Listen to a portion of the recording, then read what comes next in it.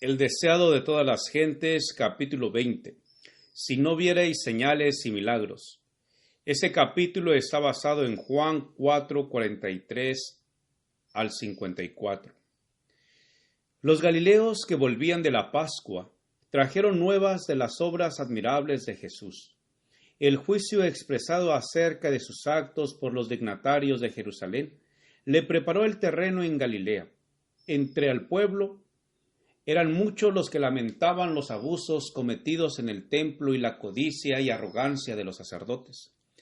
Esperaban que ese hombre que había ahuyentado a los gobernantes fuese el libertador que anhelaban. Ahora llegaban noticias que parecían confirmar sus expectativas más halagüeñas. Se decía que el profeta se había declarado el Mesías. Pero el pueblo de Nazaret no creía en él. Por esa razón, Jesús no visitó a Nazaret mientras iba a Caná.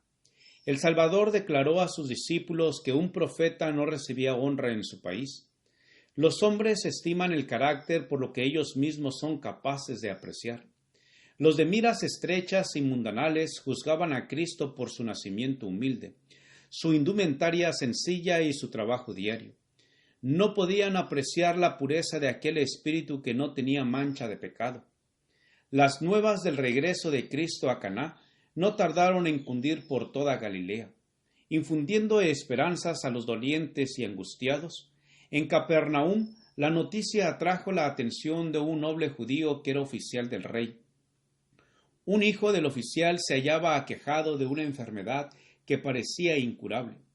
Los médicos lo habían desahuciado, pero cuando el padre oyó hablar de Jesús, resolvió pedirle ayuda. El niño estaba muy grave y se temía que no viviese hasta el regreso del padre, pero el noble creyó que debía presentar su caso personalmente. Con la esperanza de que las súplicas de un padre despertarían la simpatía del gran médico, al llegar a Caná encontró que una muchedumbre rodeaba a Jesús. Con corazón ansioso, se abrió paso hasta la presencia del Salvador. Su fe vaciló cuando vio tan solo a un hombre vestido sencillamente, cubierto de polvo y cansado del viaje. Dudó de que esa persona pudiese hacer lo que había ido a pedirle. Sin embargo, logró entrevistarse con Jesús.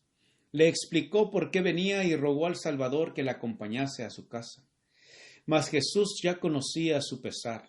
Antes de que el oficial saliese de su casa, el Salvador había visto su aflicción.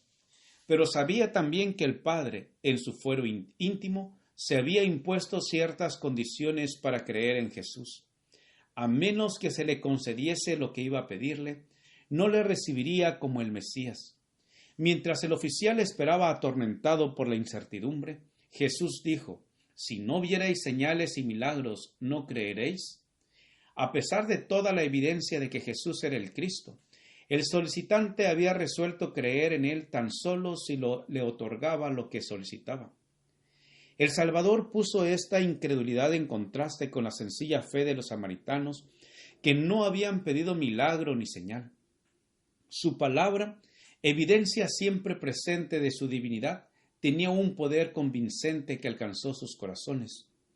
Cristo se apenó de que su propio pueblo, al cual había sido confiado los oráculos sagrados, no oyese la voz de Dios que le hablaba por su Hijo. Sin embargo, el noble tenía cierto grado de fe, pues había venido a pedir lo que le parecía la más preciosa de todas las bendiciones. Jesús tenía un don mayor que otorgarle.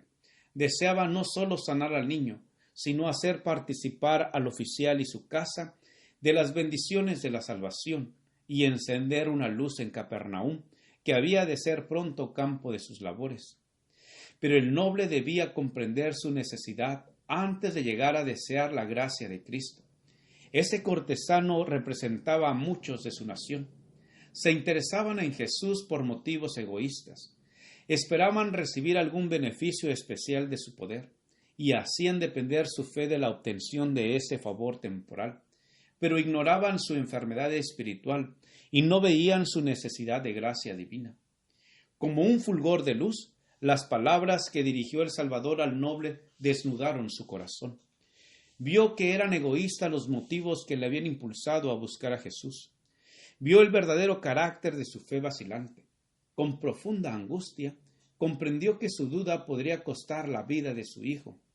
Sabía que se hallaba en presencia de un ser que podía leer los pensamientos, para quien todo era posible, y con verdadera agonía suplicó: Señor, desciende antes que mi hijo muera.